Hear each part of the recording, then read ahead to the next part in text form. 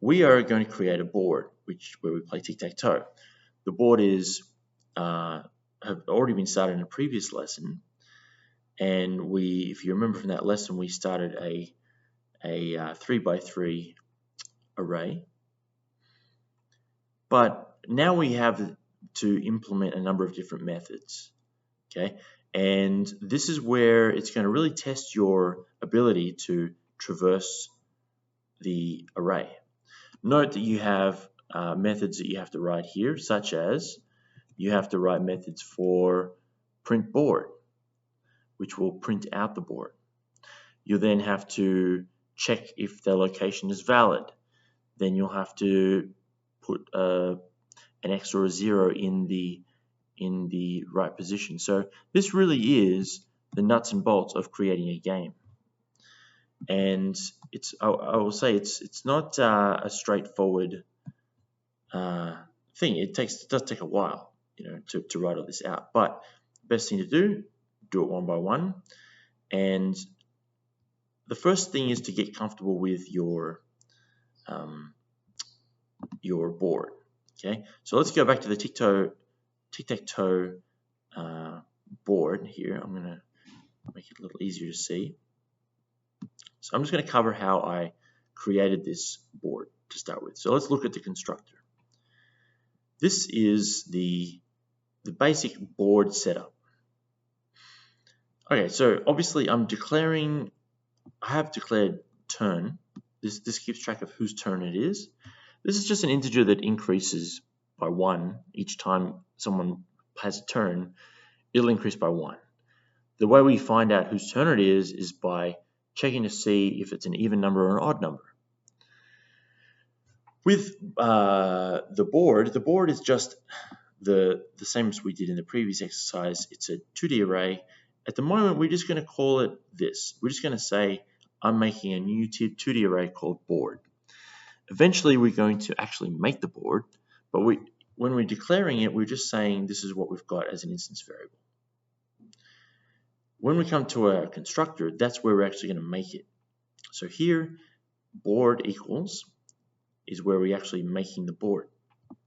I'm saying I'm going to now point this variable to this new 3x3 array of strings, and that's what the board is. Now I'm going to go through and give them all a value. The initial value is going to be set to just the dash. So this is your just standard double for loop to go through the array. Note, again, I've used 0 because I know it's a 3x3 board, but to be safe, let's go ahead and change that to R, just in case.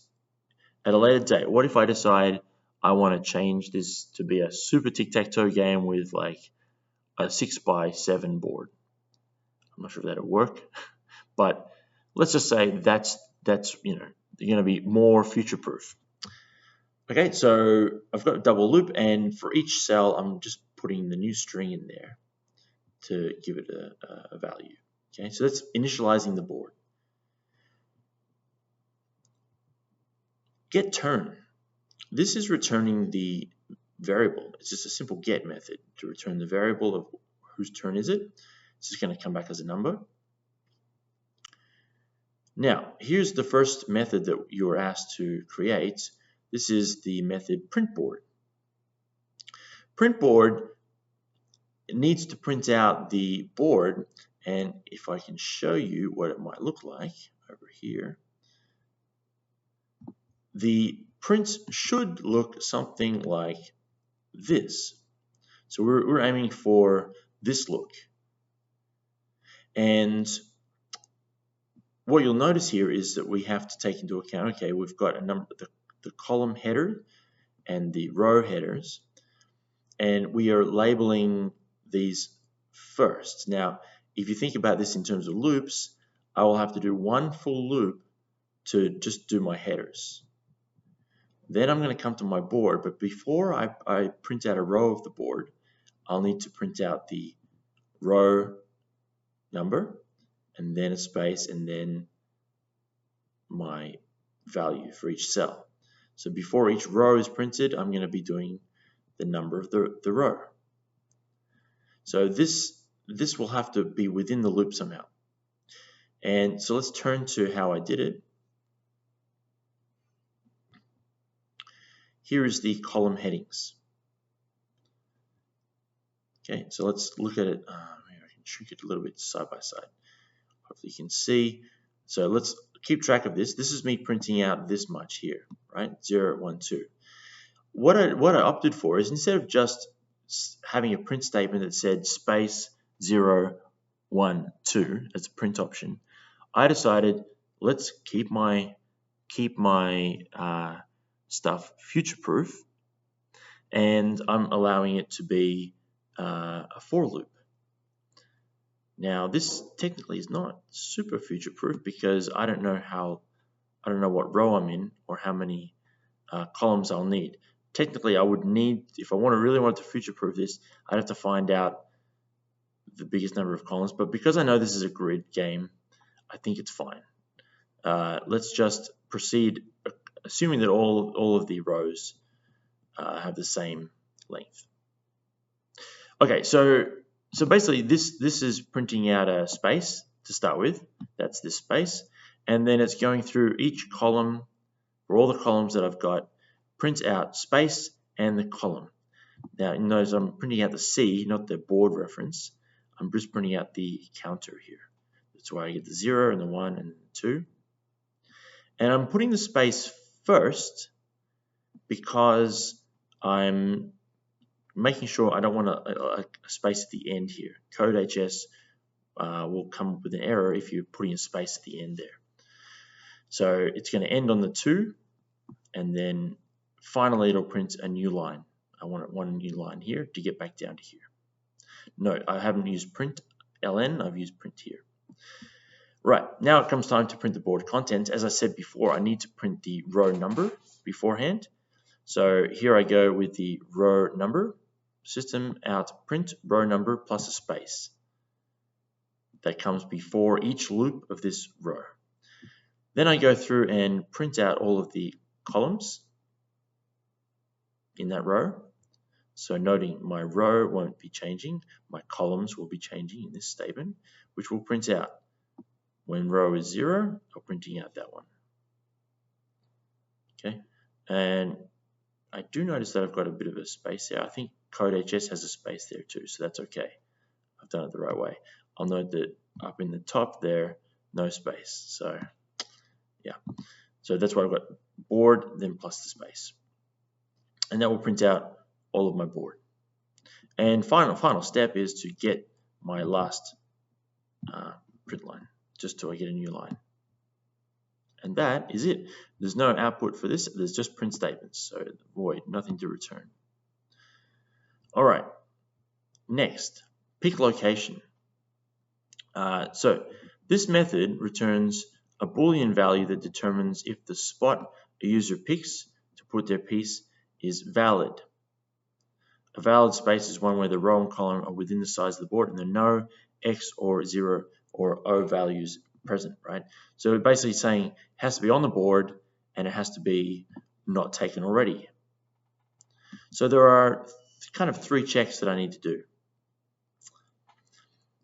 I'm doing actually 2 main checks, but there are 2 statements, but I'm going to check the length, right? So make sure that the row doesn't go beyond the length of the board, which is basically saying how many rows there are.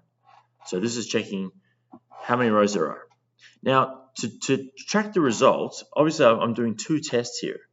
Now I could put the if statement inside another if statement, but I prefer, when you have multiple conditions, it's easier a little bit to have a flag here, which is just a true value, and I can switch this off if my statement becomes false. So if I find some condition that's going to invalidate, right? So if any of these conditions turns out to be false, then I can just flick the flag there and it will return that. So I'm setting it to true to start with. I go and check the rows. If the row is, if it's greater than the number of rows I've got, then we're going to switch it automatically to false. Or if the columns are greater than the number of columns, then switch to false. Okay, so that's the first condition. The second one is check if there's something there already. Now, instead of doing if there's an X and if there's an O, I'm going to check if there's not a dash, because the dash means that the thing's empty, right? So I'm checking to see if I look for a dash, right? If that is not true, then it's false, right? Because if it's not true, that means there's an X or a 0 there. So that's in the second check there. At the end, I'll return the result. Okay, so that's a pick location. The next method we're doing is the take turn method, which is basically trying to figure out is it an even or an odd, and to return basically to put that in the correct position. So you notice here it's going to put it's got a row and a column there. It's going to put an X if the turn is even, and it's going to put a 0 if the cell is odd. Sorry, if the turn is odd. So it's using the turn variable, which is up at the start here, this one, the turn variable. Oops, sorry, up here, right, to place the turn. Now, after each turn, of course, we have to increment the turn so that next time it's the other person's turn. Okay, no return value, just update the variable. Okay, now we get to the more complicated stuff. We now are checking to see if we have a winner, and this is the most complicated part of your thing. There are many ways to check a winner, of course. There obviously in Tic-Tac-Toe, you can have a winner which goes across, so each row. You can have a winner in the columns, like that, and you can also have winners diagonally, like this. So you're doing basically 3 checks. It's asking you to do this check win method, which is going to have 3 different methods which it'll be running. Okay, and so basically we have the check win method, which will be checking to see if all of those things are, or at least one of them is true. Okay, and I'll show you. I'll put the check win at the end here. Check win is just checking to see if check column or check row or check diagonal is true. If one of those is true, then return true. We have a winner. Okay, and it's going to return just a Boolean. If none of these returns true, then it's going to return false. Okay, that's this part easy. This part more complicated, where we're actually checking rows and diagonals. So let's see, how do we do that? Okay, what I'm going to do is, what I've done here is use some Boolean flag. What this says is I have a flag which is checking for wins by 0, by O, and wins by X. At the start, I'm going to imagine that they are true. It would be easy enough to just assume, okay, start with the fact that they're true. What I'm going to do is go through each row, and if I find something that's not O, in the case of checking for O's, if I find something that's not O, I'm going to change that flag to be false. If I go through the row and I find, when I'm checking for X's, if I see, so here's the place where I'm going through each row.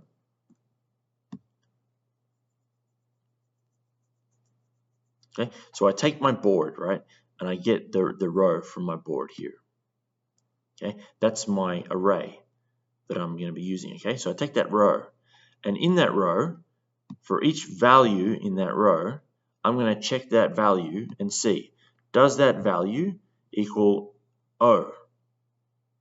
If it doesn't, that's the doesn't part, then let's set win O equals false.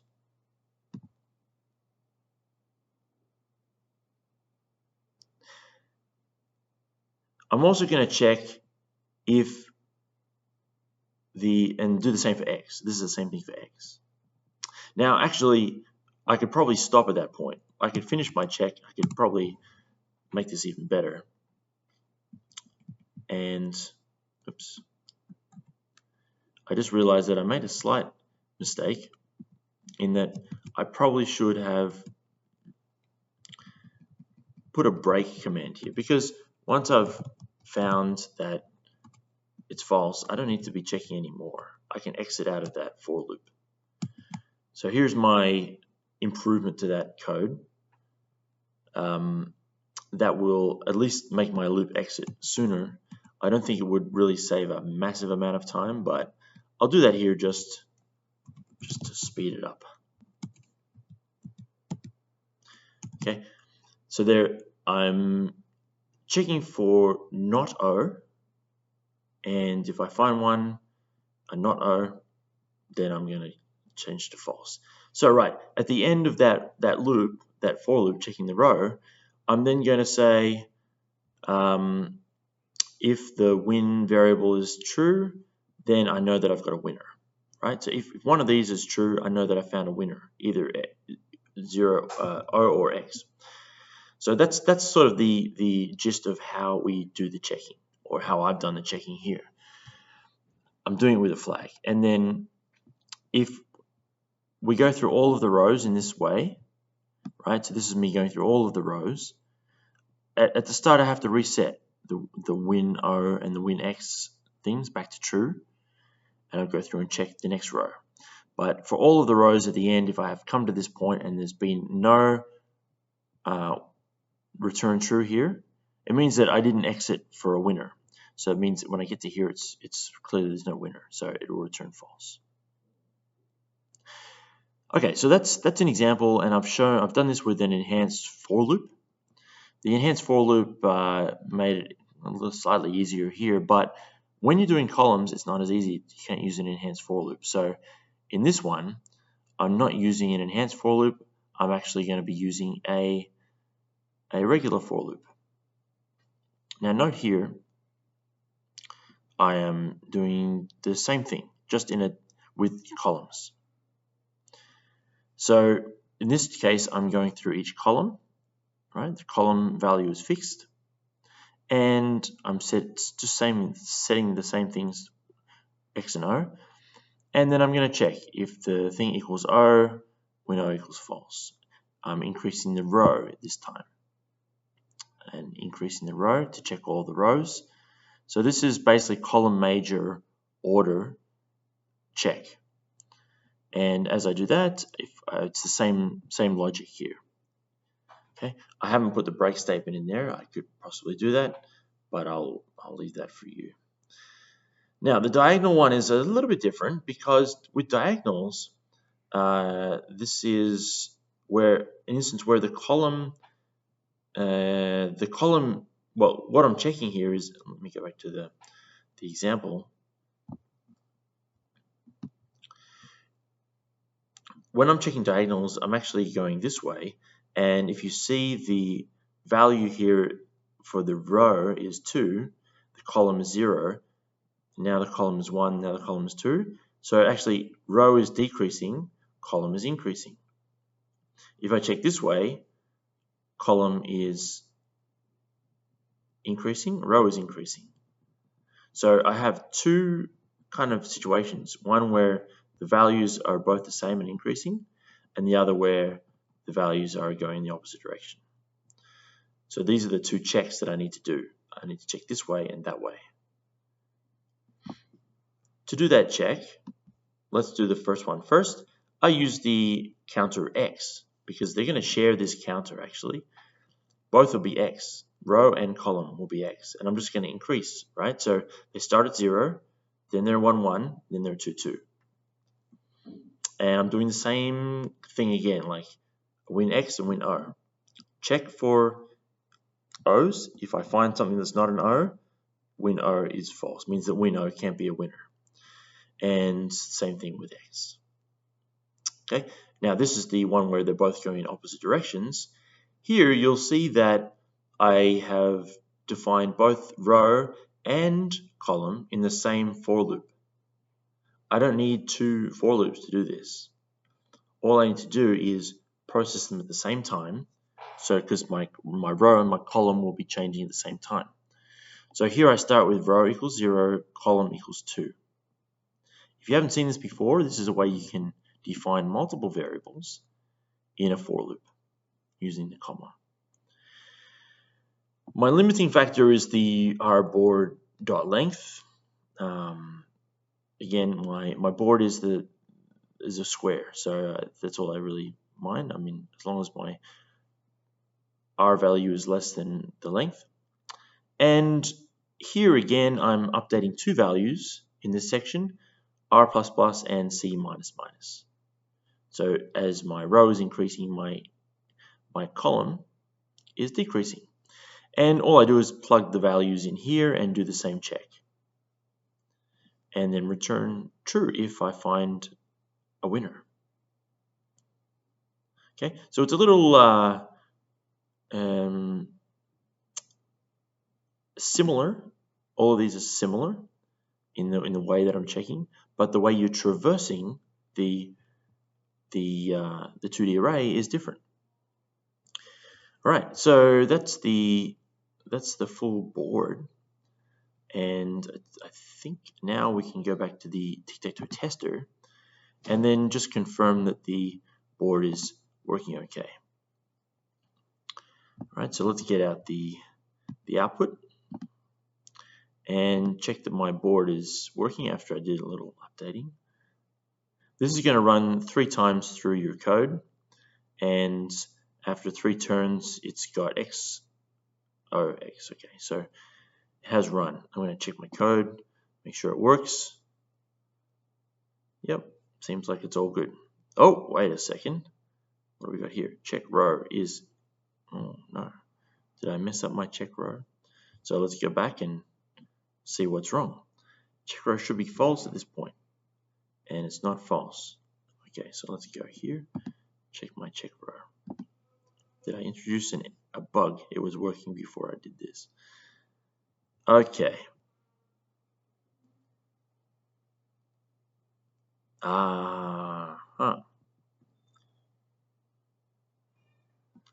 I do not want to break. Why do I want to break? If I break, then I never test my X's. So my logic here has been faulty in that I thought that if I find this, I can break out. But then I wouldn't be checking my X's. So in a way, I've introduced this bug here, thinking that I was being clever, breaking out of my loop. I need that loop because I'm processing both at the same time. I think it's okay. I think we'll be fine without that little break statement. I think we can do it this way. We're actually saving time because we're processing both O and X at the same time with one loop. So I think that should be an acceptable amount of redundancy. So let's run those test cases again.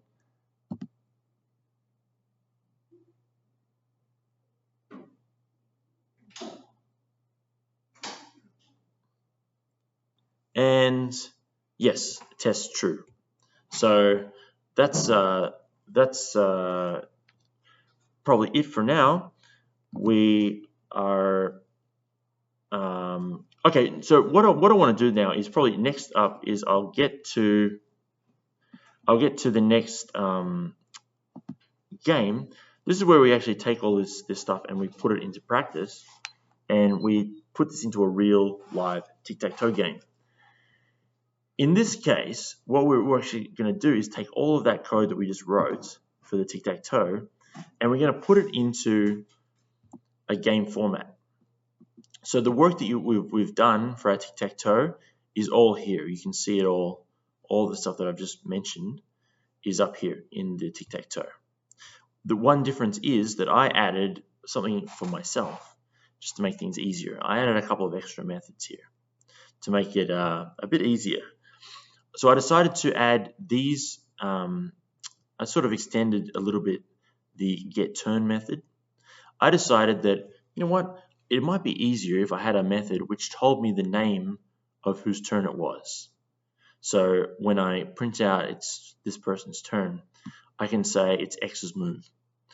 So I decided to encode that in my logic here by saying turn, if it's an even number, return X, else return O.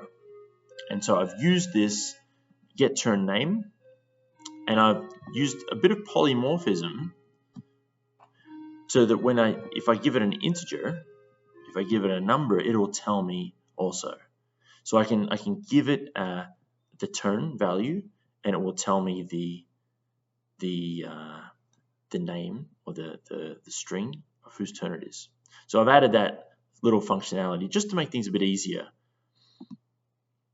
The actual main driver of your game in this case will be the Tic-Tac-Toe tester method, where your game will start running from. What you'll be doing is your game is basically an object, right? So here is where it starts. You're interacting with the user. So this is for the user input to input the moves. And here is the game. You're making basically a new game. And I just realized I've got a bit of a redundancy here, so I don't need to, I think I can remove that because I've already got game down there. So let's fix my code a little bit. All right, so what I've got here is I've got a looping play. So I'm asking the user if they want to keep playing at the end of the game. So I've got a string here which says, yes, I want to play. Currently play is yes. The way I get that user interaction is I take the substring from their response. So at the end of a game, and I'll skip right to the end here, it'll say, would you like to play again? And it will grab the next, their sort of answer here as save it into the play variable. And they'll probably say yes, they may say Y or N. And so what that does is my loop for the game will take the substring of that and just see, I'll check if it equals, ignoring the case. So if it's a capital Y or a lowercase y, just see if the first letter is a Y. So if they say yeah or yep, it'll still catch that. And this will keep my game going as long as the user wants to play. So what I do is I start by making a new Tic-Tac-Toe game. This makes it initializes the game. It runs the constructor method that we've already done here for the Tic-Tac-Toe. So it runs this method and initializes a new board. So this constructor will generate a new game.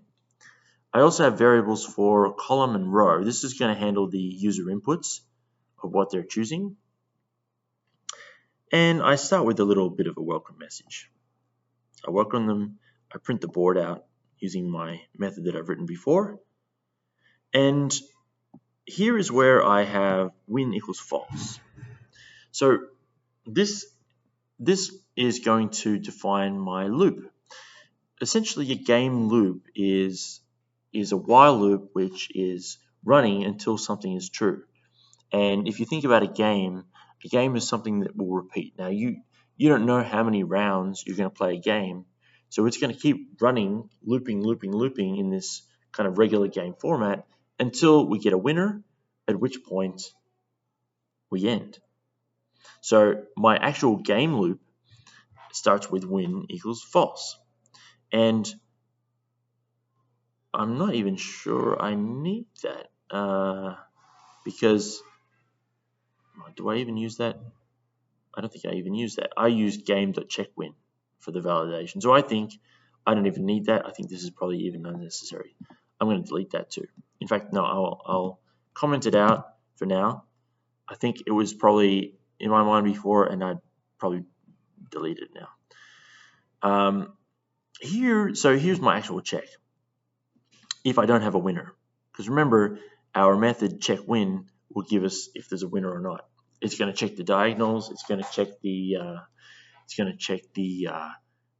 columns and the rows. So if it comes back false, then I keep the game running. So here is where I'm going to get the turn name, and this is that method I wrote before, the get turn name. that is where I'm going to get X or O from this. It's X's turn or it's O's turn. Then I'm going to print out, please enter the column. So I'm going to ask the user for the column they want. Then I'm going to ask for the row they want. And I'm storing that information in the col and the row by using the scanner. Now I'm going to use my pick location to see if it's a valid location for them to play their move. If that is a valid location, I'll put that as a turn in the game. So take turn using the row and column, and then I'll print a new line. If it's not a valid move, I will inform them that that was not a valid move. I'll print the board again, and then you'll notice this is the end of the loop, right? So this is the end of game loop. So because I don't have a winner yet, it'll go back and check. But if I don't have a winner yet after that move, then it'll just do it again. It's someone's turn. So as it wasn't a valid move, then the turn didn't get taken. So the turn is the same. And we'll just keep going and going and going, each time checking the winner. Once it checks the winner, the while loop stops, and now I can check and see if there was a winner or if the game just stopped because it was a tie. Now, I've just noticed that this is not going to work. Why? Because what if we get to the end of the game, but we still don't have a winner? I'm going to get a tied game, and I'm going to get no valid moves and possibly an infinite loop. So I think I've just found a logic error in my game. Now maybe I do need this win equals false. Yeah. So I think I will need to fix my logic a little bit to make sure that I can handle what happens if there's a tie. Okay. So at the end of the game, I do check the winner. If the loop ends and there's no winner, then I'll say the game was a tie. If there was a winner, then I'm going to print out whose turn it was. Now this is where I need the get turn name and put a number inside, because I need the turn before the last turn. Because if you remember, at the end of a turn, it increments to the next turn. So I want to say whose turn it was before. And so that's the winner. And I'll print out the name of the winner.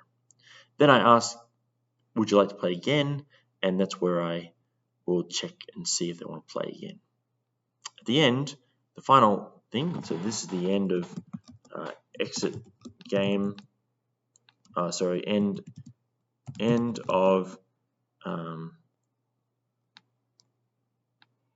of game question loop, or shall I say play question loop. Thanks for playing, okay? And so that's it. So games are kind of a little bit like a loop. Now, I do have to go and fix this issue where I've got a tie, because this pick location is not going to work, and I'm going to have a problem where I can't make any move. And so how will I know if I've got too many moves? Let's think about in terms of playing the game. I don't have a function which checks to see if all the rows are full. I do have functions to check if it's a winner or not, but that's not enough to tell me if the game has already been played out. What would actually tell me if the game has been played out is if the number of turns exceeds the number of spaces. So for example, when I'm starting the game, let's go back to our file here. When I start a new game, my turn, what is my turn set to? Well, actually, I haven't initialized it here, have I? So let's say turn, I should have initialized it, equals 0.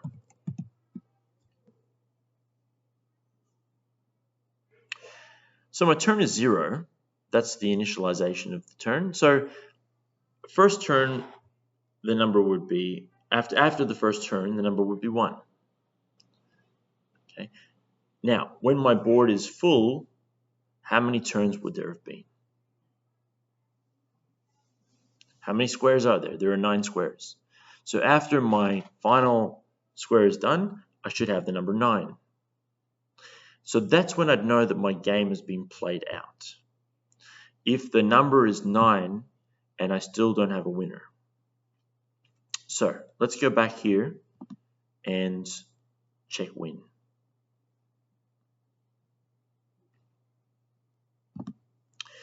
So maybe what I should do is, if there is no winner, okay, or, so this is going to keep the game running, remember, but I need to make sure that game.getTurn is less than 9.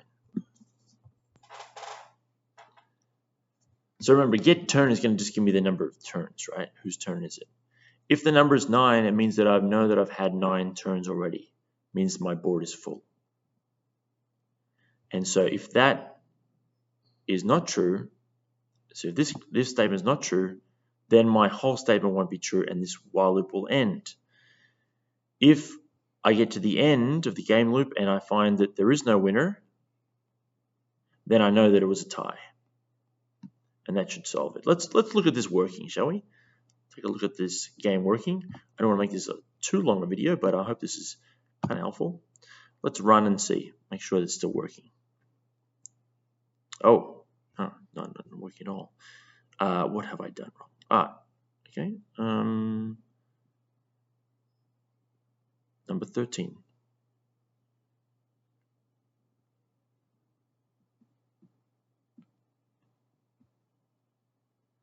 Oh, there we go. My bad. I have destroyed my code a little bit. So I should have seen that.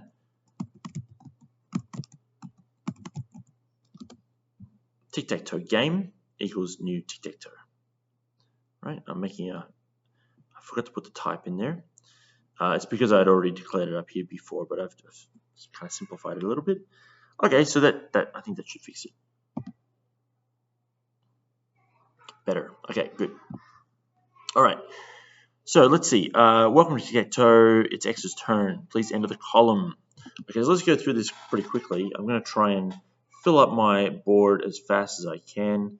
So I'm going to go 0, 0, 0, 1, 0, 2. Okay, so XOX.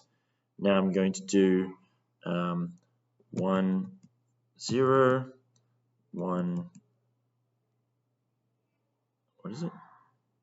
1, 2.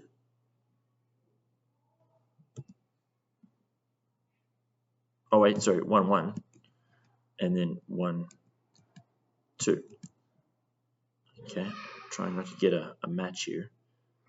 Let's do, so X can go into the middle there. So I'll put that at column 2, number 1. And let's do column 2, row 0. Uh-oh, getting a match. Nothing I can do about it.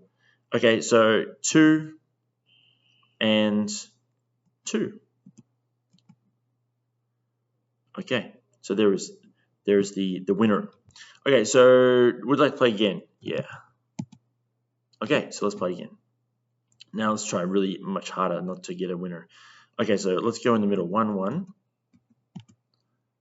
Okay, and then let's go to 2, 2. Okay, and let's get X to go to 0, 2. And then let's block him at 2, 2, 0. Okay, now X is going to block him at 2, 1. And we're going to block him there at 0, 1. And X is going to try at 1, 0. And then 1, 2. and finally 0, 0. Okay. And then we get the result we want. The game was a tie. Thanks for playing. Okay, so all tests done. Hope that was helpful. Yeah, best of luck.